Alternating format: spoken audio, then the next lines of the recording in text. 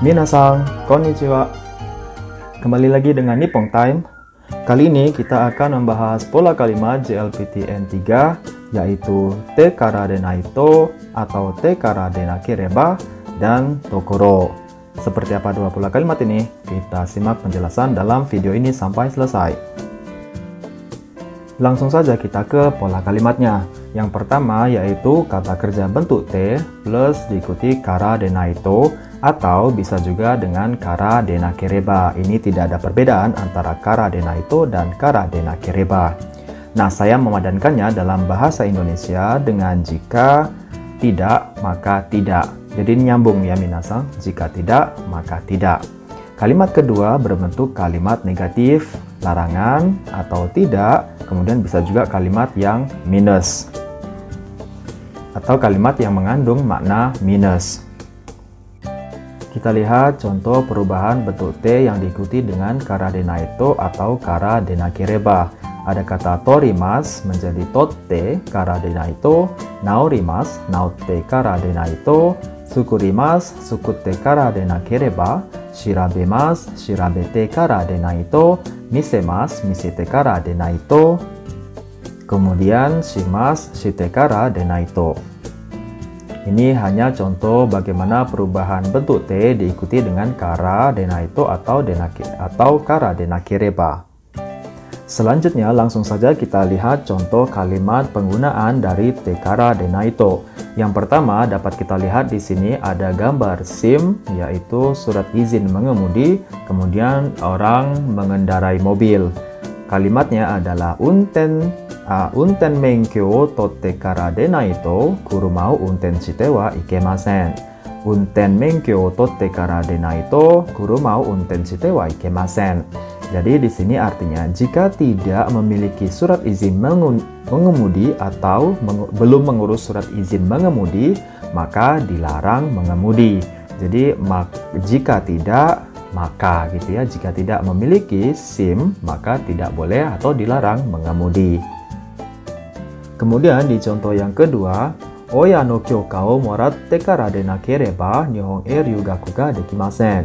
Oya no kyoka o moratte kara denakereba Nihon e no ryugaku ga dekimasen. Jika tidak mendapatkan izin orang tua, maka tidak akan bisa belajar ke Jepang. Jadi maka jika tidak gitu ya, yaitu izin orang tua, jika tidak mendapatkan izin orang tua, maka tidak akan bisa belajar ke Jepang. Kemudian di contoh berikutnya dapat kita lihat di sini, byoki ga naotte kara denakereba undo wa muri desu. Byoki ga naotte kara denakereba undo wa muri desu ya. Jadi jika sakitnya tidak sembuh atau tidak pulih, maka tidak mungkin olahraga gitu ya. Contoh berikutnya, ini ada percakapan antara si A dan si B. Si yang baju hijau bertanya, "Do desu ka? Kaimasu ka?"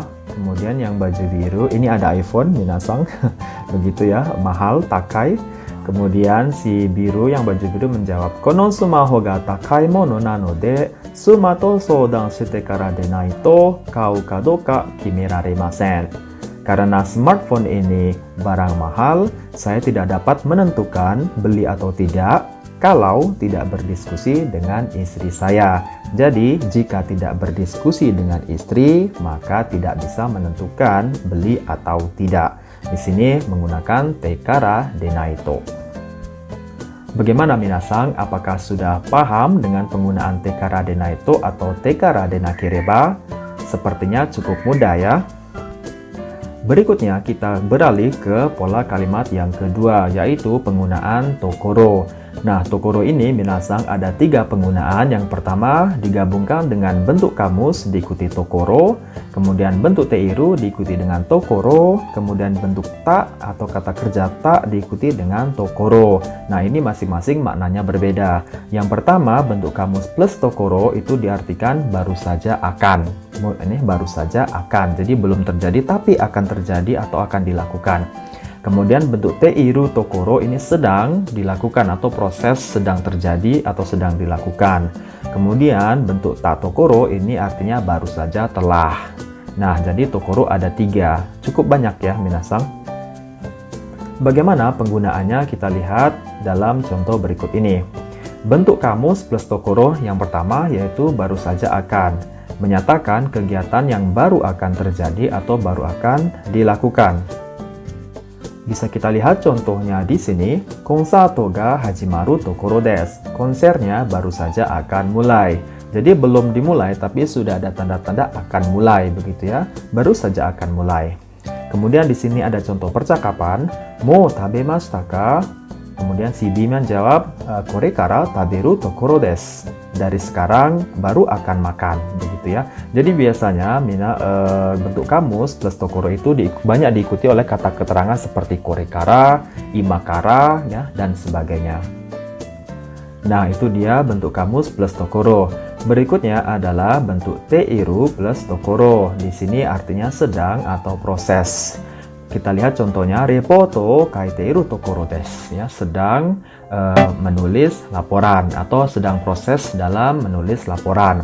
Kita lihat contoh yang E, yang percakapan E dan B, repoto kakimashita ka? Yang B menjawab, kaiteiru tokoro desu, ya, sedang dalam tahap penulisan atau proses penulisan. Jadi ini sebenarnya berbeda dengan teimas yang menyatakan kondisi sekarang begitu minasang. Kalau teiru tokoro itu lebih mengacu pada proses, ya. Jadi bukan kondisi yang sedang terjadi, bukan, tapi lebih ke sedangnya proses. Kita lihat dalam ilustrasi berikut. Di sini saya mengilustrasikan di mana teiru tokoro, ya. Di sini saya contohkan kai teiru tokoro. Dia berada di tengah, ya, proses antara mulai dan selesai. Jadi dikatakan selesai juga belum, tapi sudah mulai, tapi on the way. Nah, itu menggunakan kai teiru tokoro. Contoh lain misalnya ditanya oleh orang tua, apakah sudah wisuda?